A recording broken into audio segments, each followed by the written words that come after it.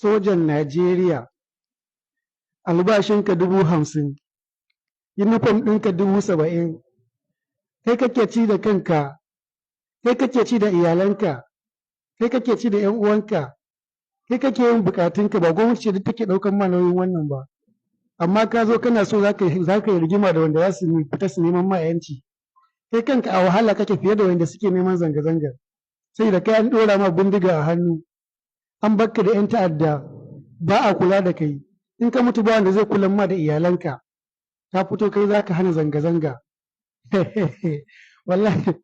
wallahi da gyara. Anya ku ba sai an duba kwakwalen sojoji ake ɗaukan sa aiki ba. Anya ba sai an duba an ga cewa ba sa gane daidai da ba daidai ba ake ɗaukan sa aiki.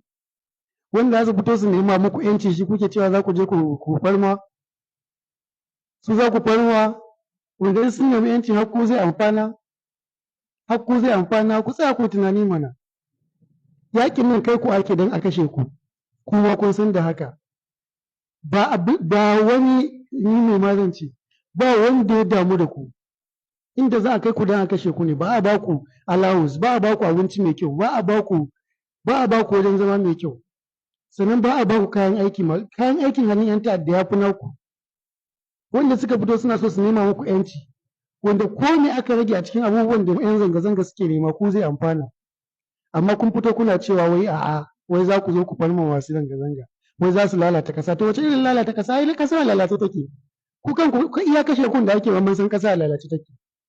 Bare ga 'yan ta'adda suna kashe mutane, a kori ƙauyuka, a ƙona mutane, ga tsadar rayuwa, ga me. Ai ƙasa lalace take.